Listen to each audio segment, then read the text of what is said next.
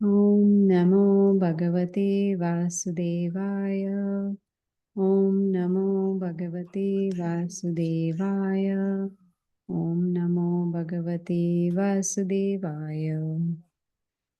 तो पिछले हफ्ते हमने वो लीला सुनी जिसमें ब्रह्मा जी जो हैं उन्हें एहसास हुआ उनकी गलती का। तो आज हम सुनेंगे ब्रह्मा जी की प्रार्थना। वो किस प्रकार से बहुत शर्मिंदगी महसूस कर रहे थे कि उन्होंने भगवान की परीक्षा लेने की जुर्रत की। तो अब वो भगवान से प्रार्थना करते हैं। तो सबसे पहले वो भगवान की खूबसूरती की प्रशंसा करते हैं कि कहते हैं कि भगवान को कि आपके वस्त्र इतने इतने मनमोहक हैं, ऐसा लग रहा है जैसे बिजली चमक रही हो। और आपके सर पर जो मोर पंख है उससे तो आपके चेहरों की खूबसूरती तो और भी बढ़ गई है।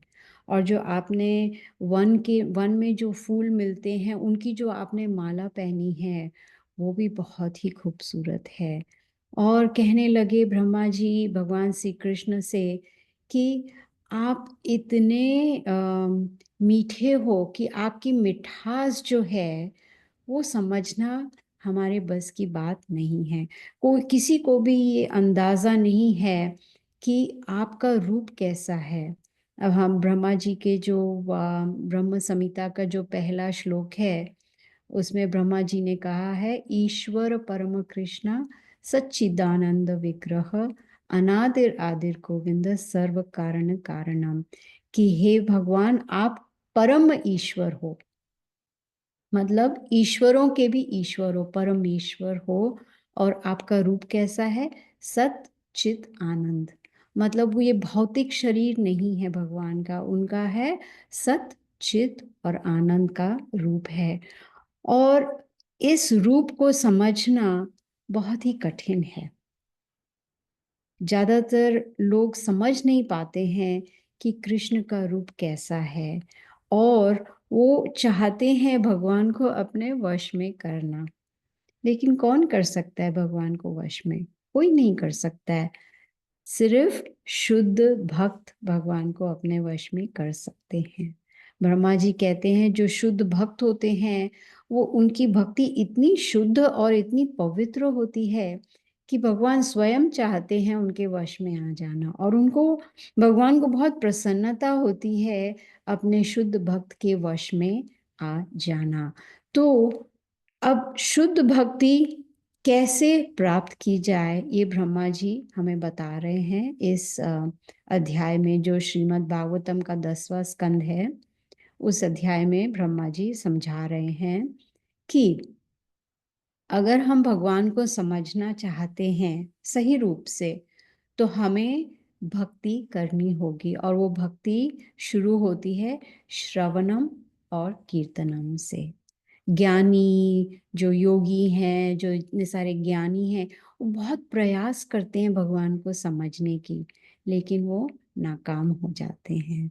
और क्योंकि भगवान को समझना इतना सरल है नहीं। जो भगवान के गुण हैं वो तो हमारे समझ से परे हैं, वो तो हम समझ भी नहीं सकते। तो फिर प्रश्न उठता है कैसे समझें? एक ही तरीका है। ब्रह्मा जी कहते हैं कि अगर किसी को भी भगवान कृष्ण की कृपा प्राप्त हो जाए तो वो ही व्यक्ति भगवान को समझ सकते हैं, और कोई रास्ता नहीं है। अगर हमें भगवान के गौरव के बारे में समझना है कि वो कितने महान हैं, हाउ ग्रेट इज गॉड, अगर हमें वो सब समझना है तो हमें भगवान की कृपा की आवश्यकता होगी। लेकिन अगर व्यक्ति शुद्ध भक्ति के रास्ते पे चलना शुरू कर दे, श्रवणम कीर्तनम स्मरणम ये सब शुरू कर दे, जो नवविधा भक्ति जो हमें प्रहलाद महाराज ने सिखाई है, अगर वो शुरू कर दे तो धीरे धीरे व्यक्ति का जो मन है, उनकी जो इंद्रियाएं हैं, उनके उनकी जो सोचने की शक्ति है, ये सब शुद्ध हो जाएगी। और शरणागति लेने से, भगवान के शरण में आने से, फिर वो जो शुद्धता है, उससे हमें क्या कहते हैं, भगवान के धाम में जाने के लिए अनुमति मिल जाएगी। लेकिन अब मन को, इंद्रियों को कैसे शुद्ध किया जाए, बहुत ही कठिन है। क्योंकि मन जो है, श्रीला प्रभुपाद जी बताते हैं, वो एक बंदर की तरह है जो यहाँ से वहाँ कूदता रहता है। कितने सारे हजारों ख्याल हमारे मन में आते हैं हर रोज, इतनी सारी इच्छाएं उत्पन्न होती हैं। तो मन को कैसे वश में किया जाए? हम्म? और भगवान के जो गुण है वो तो असीमित है, वो तो हम हमारे सोच से परे हैं। तो ऐसे सब सुनने के पश्चात ऐसा महसूस होता है कि शुद्ध भक्ति तो बहुत ही मुश्किल है। ऐसा लगता है कि ये तो बिल्कुल हो नहीं पाएगा। नहीं, ये हो सकता है। अगर भगवान हमारी श्रद्धा को देखेंगे, अगर देखेंगे कि हम बहुत ही मेहनत कर रहे हैं उनको समझने की, बहुत मेहनत कर रहे हैं अपने मन को वश में करने की, बहुत मेहनत कर रहे हैं शुद्ध भक्त बनने की। ब्रह्मा जी कहते हैं कि आपके तो गुण असीमित हैं और आप इस धरती पर आते हो बद्ध जीवों के उद्धार के लिए। वो आप चाहते हो कि ये जो मानव जाति है इस भौतिक संसार में, उनका कुछ फायदा हो। और जो व्यक्ति अपने पिछले कर्मों का जो हिसाब है वो इस जन्म में सहनशीलता से उसे अपनाता है। हम कई बार सुनते हैं, लोग रोते हैं, अरे हम तो इतने अच्छे हैं, हमें इतना, हमारे साथ इतना बुरा क्यों हो रहा है, हमें इतनी मुसीबतों का सामना क्यों करना पड़ रहा है। ये हमारे पिछले कर्म हैं जो हम अब भोग रहे हैं। लेकिन ब्रह्मा जी कहते हैं कि जो सहनशीलता पूर्वक इस अपने पिछले कर्मों को अपनाते हैं, उसे उसके ऊपर क्या कहते हैं, रोते नहीं हैं कि ओ मेरे साथ तो ये हो गया, वो नहीं। सहनशीलता पूर्वक अपने पिछले कर्मों को भोगते हैं और साथ में भगवान की भक्ति भी करते हैं। कैसे? अपना तन, अपना मन, अपने हृदय से भगवान की भक्ति करते हैं। तो क्या होता है, उसका फायदा ये होता है कि उस व्यक्ति को मुक्ति प्राप्त हो जाती है। तो ब्रह्मा जी बहुत प्रशंसा कर रहे हैं भगवान श्री कृष्ण की, और वो कहते हैं भगवान से कि मुझे तो अपने ऊपर लज्जा आ रही है कि मैंने आप पर ये चाल चली। भगवान ने तो भगवान तो छोटे से बालक, 6 साल के, और वो अपने मित्रों के साथ भोजन कर रहे हैं, खेल रहे हैं, और यहाँ ब्रह्मा जी आते हैं और उनके मित्रों को और बछड़ों को चुरा ले जाते हैं। तो ब्रह्मा जी कहते हैं ये तो बहुत ही निंदापूर्वक बात है जो मैंने आपके साथ ये चाल चली। मुझे लगा कि मेरी मायावी शक्ति बहुत ही ज्यादा है और मैं आपकी शक्ति की परीक्षा लेने लगा। लेकिन मैंने ये नहीं सोचा कि आप तो अंतर्यामी हैं, आप सबके हृदय में परमात्मा के रूप में विराजमान हैं, आप तो माया के मालिक हैं। जिस मायावी शक्ति पर मुझे इतना अहंकार है वो तो आप ही की है। आप है उस माया के मालिक, मैं तो आपके सामने कुछ भी नहीं हूं। और मेरा जो जन्म हुआ है वो रजगुण में हुआ है और मैं बिल्कुल मूर्ख हूं। अब ब्रह्मा जी अपने आप को मूर्ख बुला रहे हैं भगवान श्री कृष्ण के सामने। अब कोई हम व्यक्ति अगर हमें कहे आप तो बहुत मूर्ख हो, तो एकदम से हमें झटका लगता है, हमें लगता है कि ओहो, इसने तो बहुत बड़ी इंसल्ट कर दी मेरी, मुझे मूर्ख कहा। लेकिन वास्तव में हम सब मूर्ख हैं। इसीलिए तो हम इस भौतिक जगत में हैं, इसीलिए तो हम इस भौतिक भौतिक जगत में इतनी कठिनाइयों का सामना कर रहे हैं।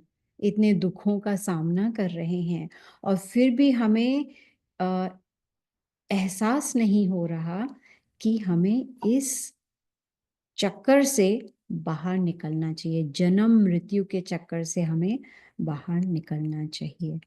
तो ब्रह्मा जी भगवान श्री कृष्ण से कह रहे हैं कि मैं तो मूर्ख हूं, मैंने सोचा कि मैं इस सारी सृष्टि का कर्ता धर्ता हूं और मेरे जो नेत्र हैं, ऐसा मानो लग रहा था कि उनके ऊपर एक पर्दा सा लग गया। किसका? अज्ञानता का पर्दा पड़ गया है। इसलिए मैं खुद को इस सृष्टि का कर्ता धर्ता समझने लगा। मेरी आपसे प्रार्थना है, ब्रह्मा जी कह रहे हैं भगवान श्री कृष्ण से, मेरी आपसे प्रार्थना है कि आप मुझ पर कृपा करें, मुझ पर दया करें।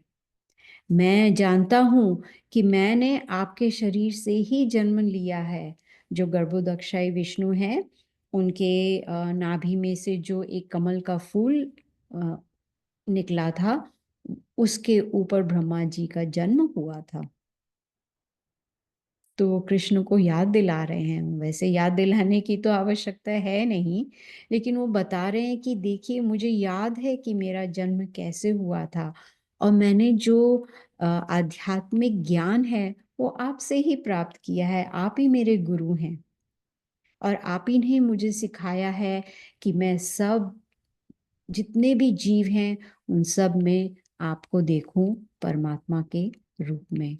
और आप ही हैं जो इस माया के भव सागर से हमें पार कर सकते हैं। तो इस तरह से ब्रह्मा जी जो हैं वो भगवान श्री कृष्ण से माफी मांग रहे हैं, क्योंकि उन्होंने जो भी किया वो उन्हें करना नहीं चाहिए था। कृष्ण के साथ जो उन्होंने किया, ये सोच के अरे ये तो छोटा सा बालक है, ये थोड़ी भगवान हो सकता है। तो अब क्योंकि उसे एहसास हो गया है अपनी गलती का, तो वो भगवान की प्रशंसा कर रहे हैं और साथ साथ हमें भी ज्ञान दे रहे हैं कि हमें समझना चाहिए शास्त्रों के आधार पर कि भगवान कौन है। जिस प्रकार से अगर कोई व्यक्ति एक जैसे रस्सी हो, मानो एक रस्सी है, ब्रह्मा जी कहते हैं एक रस्सी है, और अगर कोई व्यक्ति उस रस्सी को एक सर्प समझ ले कि ओ अ रोप इज अ स्नेक, अगर वो रस्सी को एक सर्प समझ ले तो एकदम से वो भयभीत हो जाएगा, क्योंकि उसको लगेगा अरे ये तो एक सर्प है जो मुझे डस सकता है। लेकिन अगर वही व्यक्ति समझ जाए कि ये सर्प नहीं है, सिर्फ एक रस्सी है, तो उसका भय एकदम से चला जाएगा। तो जो व्यक्ति आपको समझ नहीं पा रहा, जो आपको समझने में असफल है, लेकिन अगर वो आध्यात्मिक ज्ञान प्राप्त कर ले तो उसका भय हमेशा के लिए दूर हो जाएगा। इसलिए भगवत गीता में भी भगवान श्री कृष्ण अर्जुन को सिखाते हैं कि सबसे पहला जो कार्य हमें करना है, हमें समझना है कि हम ये शरीर नहीं, हम एक आत्मा है। जब तक हम ये नहीं समझेंगे कि हम आध्यात्मिक हैं, हम आत्मा है, वी आर स्पिरिट सोल, तब तक हम बंधन से छुटकारा नहीं पा सकते, जब तक हम नहीं समझेंगे। और इसको समझने के लिए हमें बहुत प्रयास करना पड़ेगा। सबसे पहले तो श्रवणम, पहले हमें सुनना पड़ेगा ध्यान पूर्वक। हमें ये आध्यात्मिक ज्ञान को सुनना पड़ेगा। जब हम सुनेंगे तब हम समझेंगे, जब हम समझेंगे तब हम उसे अपने जीवन में उतार पाएंगे। और जब हम इस भक्ति के मार्ग में आगे बढ़ने लगेंगे तो भगवान अपने आप हमारे ऊपर कृपा करेंगे। तो ब्रह्मा जी कृष्ण से कहते हैं कि शास्त्रों का अध्ययन करने से कोई आपको समझ नहीं सकता। कोई समझो सोचे कि मैं संस्कृत मुझे सीखनी है, मुझे सारे श्लोक सीखने हैं और मुझे सारे शास्त्रों का अध्ययन करना है ताकि मैं एक पंडित बन जाऊं। हाँ, पंडित बन सकते हैं, लेकिन इसका अर्थ ये नहीं है कि हम भगवान को समझ पाएंगे। क्योंकि शास्त्रों का अध्ययन करते-करते हमें साथ में उसे अपने जीवन में भी उतारना है। तब ब्रह्मा जी कृष्ण से निवेदन करते हैं कि मैं चाहता हूँ कि जब भी मेरा जन्म हो, मैं आपके भक्त के रूप में मेरा जन्म हो। कितना कितना सुंदर ये निवेदन है कि कहीं पर भी मेरा जन्म हो, लेकिन आप कृपा करना कि मैं आपका ही भक्त बनूं। मेरी आपसे प्रार्थना है कि जब भी मैं जन्म लूं, मैं आपकी भक्ति में लीन रहूं, चाहे कोई भी योनि हो। 84 लाख योनि है ना, शास्त्रों के आधार पर वो कहते कोई भी योनि हो, लेकिन मुझे आपकी भक्ति प्राप्त हो। ये उनकी प्रार्थना है। फिर भगवान से कहते हैं कि जो वृंदावन के जो जितनी भी गायें हैं, वृंदावन की जितनी गोपियाँ हैं, ये सब कितने भाग्यशाली हैं। क्यों? क्योंकि आपने स्वयं अपने आप का विस्तार किया, यू एक्सपैंडेड, आपने एक्सपेंशंस किए। आपने हर एक बछड़े को, अपने आप को एक बछड़ा और एक जो उनके मित्र हैं उन सब में विस्तार किया। तो ये गाय और ये गोपियां कितने भाग्यशाली हैं कि उनको आप मिले सेवा करने के लिए। आप उनके घर में गए, उनके उनके बालक बन के, और गौशाला में गए उन गायों के बछड़े बन के। कितने भाग्यशाली हैं। आपके जो माता पिता हैं नंद महाराज और यशोदा और जितने भी वृंदावन वासी हैं, ये सब बहुत भाग्यशाली हैं, क्योंकि आप उनके साथ हो और आप उनके मित्र भी हो। और ये जो जितने भी वृंदावन के वासी हैं, ब्रह्मा जी कह रहे हैं, इन सब ने अपना संपूर्ण जीवन आपके नाम कर दिया है। वो सिर्फ आपका नाम जपते हैं, वो सिर्फ आपके बारे में ही सोचते हैं, वो सिर्फ यही सोचते हैं कि किस प्रकार से हम कृष्ण की सेवा करें। तो इसी प्रकार जब तक व्यक्ति पूर्ण रूप से अपने आप को कृष्ण की शरणागति नहीं होते, अपने आप को समर्पित नहीं करते, पूर्ण श्रद्धा से आपकी भक्ति नहीं करते, तब तक उस जीवन मृत्यु के चक्कर से वो मुक्ति प्राप्त नहीं कर सकते। ब्रह्मा जी कहते हैं कि जो ये भौतिक लगाव है, ये जो हमारे मन में इतनी इच्छाएं होती हैं, ये सब चोरों के समान है। ये हमारी बुद्धि को हर लेते हैं, चोरों के समान है। ये ब्रह्मा जी कह रहे हैं। और अगर किसी के घर में भक्ति ना हो, तो वो घर एक कारागार की तरह है, प्रिजन हाउस। ये बहुत पावरफुल वर्ड्स हैं। और जो आसक्ति है अपने परिवार के प्रति, अटैचमेंट जो है, वो बेड़ियों की तरह है। तो इसलिए भगवत गीता ज्ञान हमें लेना चाहिए, श्रीमद् भागवतम का ज्ञान लेना चाहिए, जिससे हम समझ सकें कि इस मानव जीवन का लक्ष्य क्या है। ब्रह्मा जी कहते मैं तो एक छोटी सी चिंगारी हूँ और आप एक विशाल अग्नि के समान हो, और मैं तो एक तुच्छ प्राणी हूँ, मैं तो कुछ भी नहीं हूँ आपके सामने। अब ब्रह्मा जी को एहसास हो गया है कि उन्होंने कितनी बड़ी गलती की है, और वो समझ गए हैं कि भगवान श्री कृष्ण स्वयं नारायण हैं। वो कहते हैं मैं समझ गया हूँ कि आप ही मेरे पिता हैं, नारायण, और मैं और जो शिव जी हैं ये आपसे भिन्न हैं। तो हमें ऐसा नहीं समझना चाहिए कि नारायण, जैसे कहते हैं ना ब्रह्मा विष्णु महेश, वो तीनों एक ही लेवल पे हैं, नहीं। यहाँ ब्रह्मा जी स्वयं बता रहे हैं कि नारायण भगवान हैं, वो हमसे ऊपर हैं। लेकिन जो माया में फंसे हुए हैं, जो ये ज्ञान प्राप्त नहीं कर पाते हैं या लेना नहीं चाहते हैं, वो जो व्यक्ति हैं वो इस जीवन में उलझते ही रहते हैं। अब किसको पसंद आता है उलझना? किसी को पसंद नहीं आता है। जैसे ही कोई उलझन आती है, मन सोचने लगता है अब क्या करें, क्या करें? इस उलझन से कैसे हम बाहर निकलें?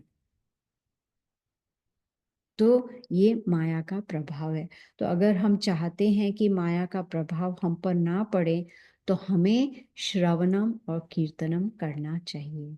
ब्रह्मा जी यही बता रहे हैं कि अगर भक्ति में हम कृष्ण की भक्ति में लीन हो जाएंगे, तो हमें और कुछ करने की आवश्यकता नहीं होगी।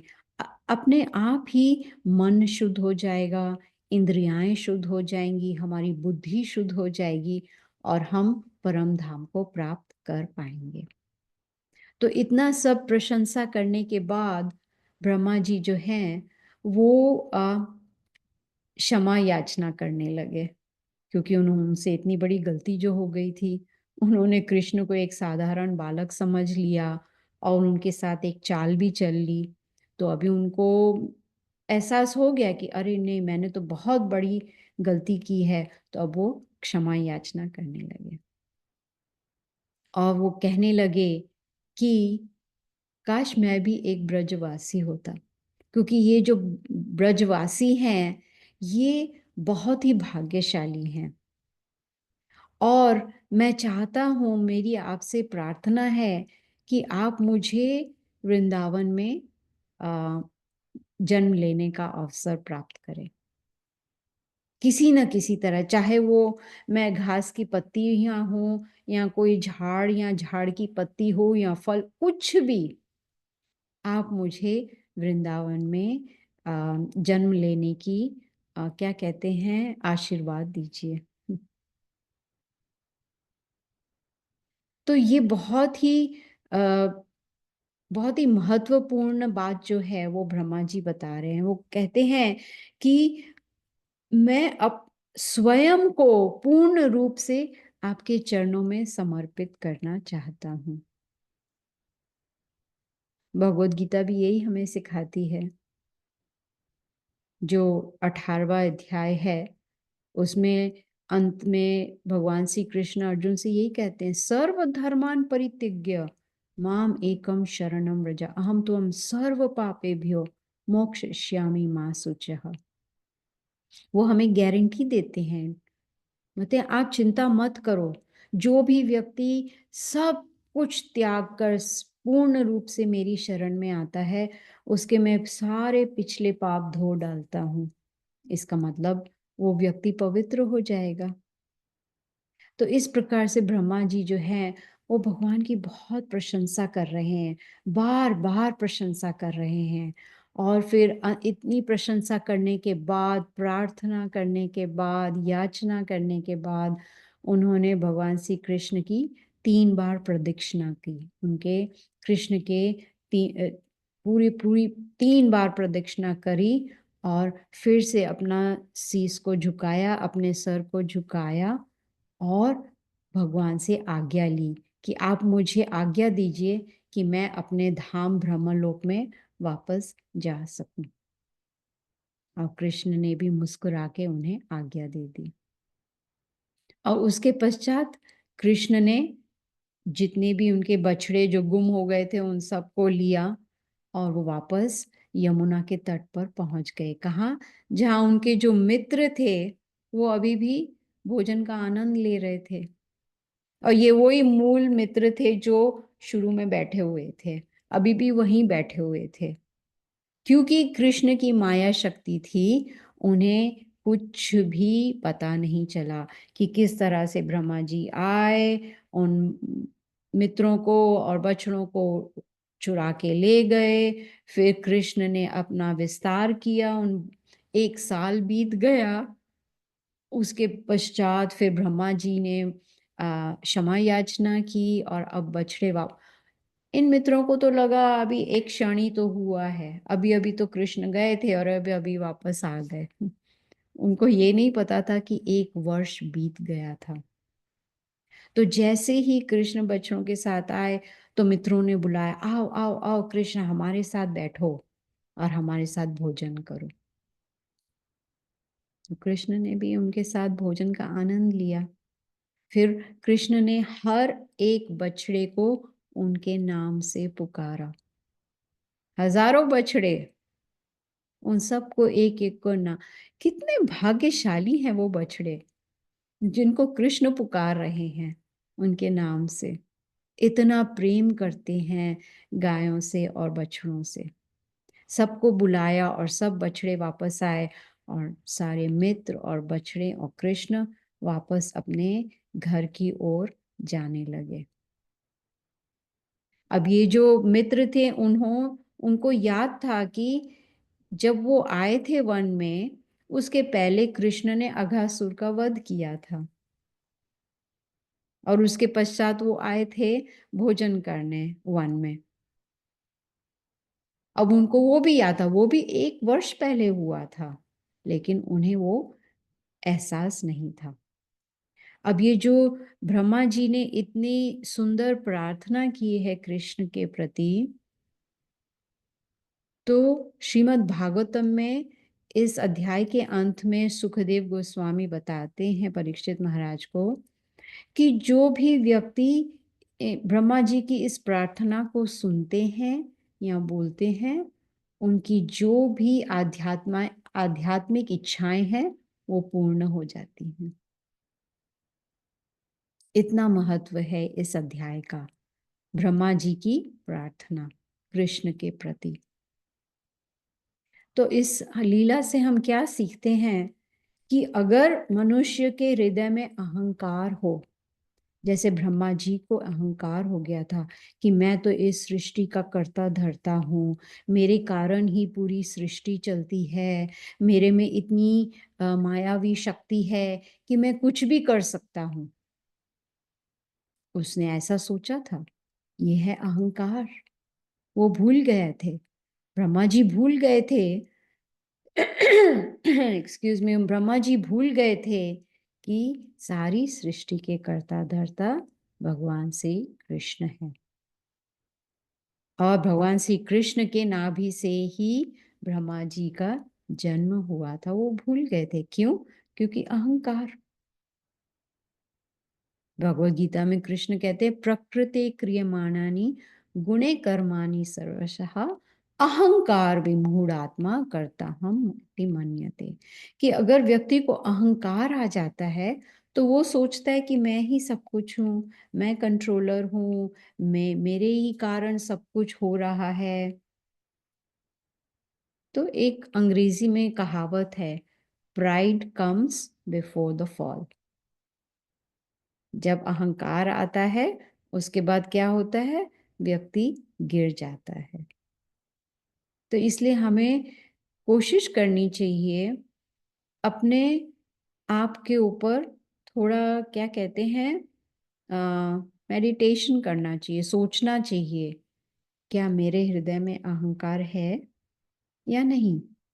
अगर है तो मैं किस तरह से इस अहंकार को हटाऊं, क्योंकि अहंकार से हम भक्ति में आगे नहीं बढ़ सकते हैं। रूप गोस्वामी बताते हैं अदौ श्रद्धा तथा साधु संग भजन क्रिया अनर्था निवृत्ति। तो ये जो अहंकार है ये एक अनर्थ है, अनवांटेड थिंग है। तो इसको हमको हृदय से निकालना है। कैसे? वो कहते हैं कि पहले हृदय में श्रद्धा होनी चाहिए। अगर हृदय में श्रद्धा होगी तब हम साधु का संग करेंगे, और जब हम साधु का संग करेंगे तो उनसे हमें ज्ञान प्राप्त होगा और हम भजन क्रिया करेंगे। मतलब हम श्रवणम कीर्तनम, हम सुनेंगे कृष्ण कथा, हम हरि नाम का जाप करेंगे। इस तरह से हम भगवान का स्मरण कर सकेंगे। तब जो अनर्थ है हमारे हृदय में वो अपने आप ही निकल जाएंगे, अनवांटेड थिंग्स अपने आप ही। तो उस तरह से अहंकार भी निकल जाएगा। तो इस तरह से इस लीला से हमें समझ में आता है कि अहंकार हमारे भक्ति के लिए बिल्कुल ही लाभदायक नहीं है और हमें अहंकार से परे रहना चाहिए। तो टाइम हो गया है, इसलिए मैं अभी ख़त्म करती हूँ ये लीला, और अगर किसी का प्रश्न हो तो पूछ सकते हैं।